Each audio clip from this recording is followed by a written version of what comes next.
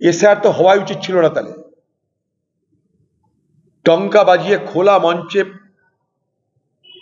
সংবাদ মাধ্যমকে সামনে রেখে যখন এসআর ঘোষিত হলো, তখন বাংলার মুখ্যমন্ত্রী বিরোধিতা করেছিলেন কি? করেছিলেন। কি বলেছিলেন? এসআর আমি করতে দেব না। সেই বিরোধিতা ছিল তার মৌখিক, লোক দেখানো। আসলে বাংলায় এসআইআর সব থেকে সুচারুভাবে, সাবলীলভাবে পরিচালনা হচ্ছে মমতা ব্যানার্জির সহযোগিতায়। এটা বোঝার চেষ্টা করুন।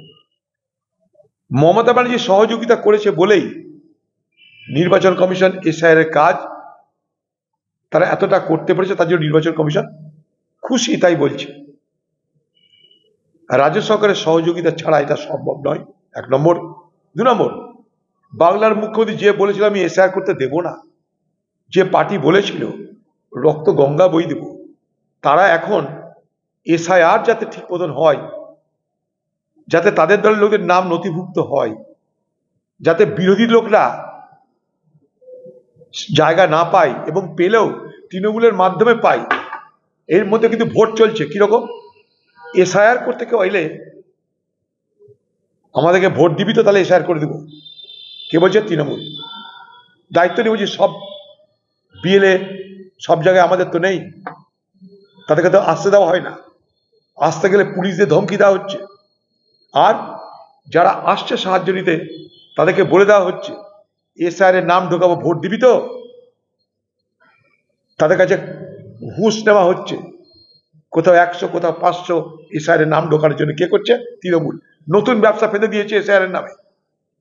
এসআইআর এর নামে বাংলায় নতুন ব্যবসা পেতে দিয়েছে তৃণমূলের লোকেরা।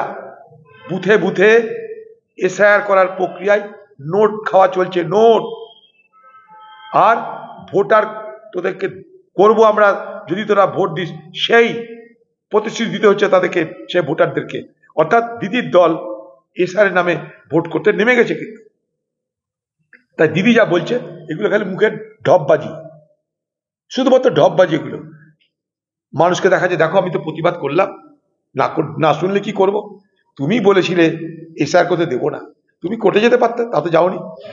আমি এসআইআর করতে দেবো না, রাজ্য এসআইআর করতে দেবে না, এই স্বল্প সময়ে এসআইআর হবে না, সময় তো আগেই বলে দিয়েছিল, তুমি কোর্টে যাওনি কেন? তোমার কর্মচারীদের বলতেই পারতে যে আমি কোনো কর্মচারীকে এসআইআর যেতে দেবো না। তোমার সরকারের ডিএম, এসডিও তারা তো এসআইআর নিয়ে তৃণমূলকে সহযোগিতা করছে সর্বত্র। মমতা ব্যানার্জি যেটা করছে, লোক দেখ, এটা একটা নাটক। আমি আগেও বলছি, আজও বলছি, মোদি স্যার আর দিদি ম্যাডামের নাটক চলছে বাংলায়। আর এই এসআইআর এর আবহে বাজারে আগুন লেগেছে, তা নিয়ে আলোচনা হচ্ছে না।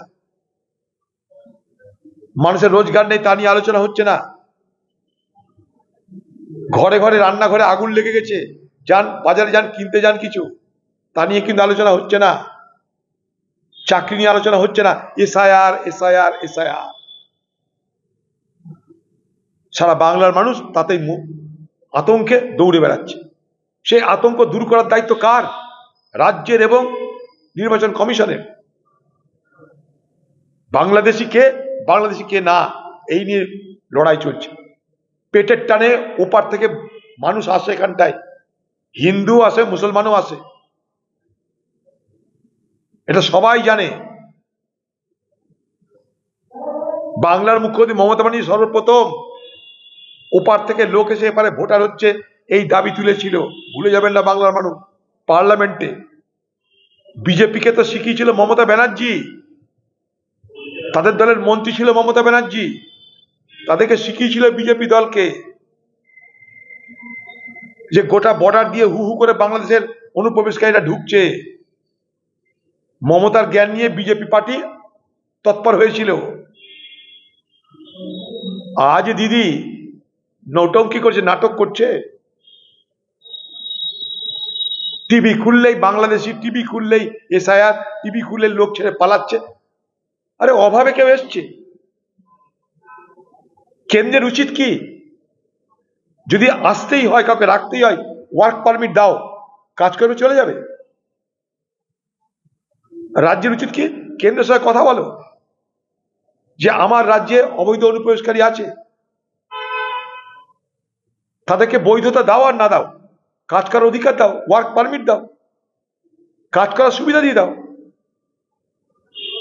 অনেকে বাংলাদেশের লোককে পছন্দ করে, সস্তায় কাজ করে তাই।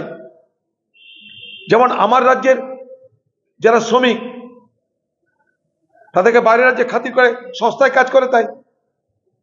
এখানে ইকোনমি কাজ করছে, লাভ না লোকসান সেইটা কাজ করছে। আমি নিজে গিয়ে দেখেছি, পানিপথ আমি গেছিলাম, এখানকার হাজার হাজার শ্রমিক আছে, তাদের উপর যেন অত্যাচার না হয় সেটা ঠেকাতে আমি গেছিলাম, আমি জানি। সেখানকার মালিকদের সঙ্গে কথা বলেছিলাম আমি, কারখানার মালিকদের সঙ্গে। তারা বলছে দাদা আমরা তো সাহায্য করব, কারণ এত সস্তায় লেবার কোথায় পাবো। সেখানেও বাংলাদেশি আছে, সেখানেও পশ্চিমবঙ্গের পরিযায়ী আছে। যা সত্য তাকে সত্য মেনে কেন্দ্র রাজ্য উভয়কেই ব্যবস্থা নিতে হবে। ভোট এলো আর ডঙ্কা বাজতে আরম্ভ করলো এনআরসি, আরে ওপার থেকে হিন্দুকেও আসতে হবে বিপদে পড়লে। কেউ রোজগার করতে আসে, কেউ বিপদে পড়ে আসে। এই তো মতুয়ারা, লক্ষ লক্ষ মতুয়া, তাতে কোনো ব্যবস্থা হয়নি কেন? তারা তো হিন্দু। অতএব হিন্দু মুসলমান কারোর রেহাই নাই। জানবেন বাংলার মানুষ, আমরা আপনাদের লক্ষ্মীর ভান্ডার টাকা দিতে পারিনি হয়তো, কিন্তু আমরা আপনাদের ভালো মন্দ নিয়ে কথা বলতে চাই। সেই সুযোগটা যখন পেয়েছি আমরা সেই সুযোগের সদ্ব্যবহার করে আপনাদের স্বার্থে আওয়াজ তুলেছি। আমরা আপনাদের সঙ্গে কখনো বিভেদের রাজনীতি করে নির্বাচন করিনি, পার্টি করিনি, করবও না।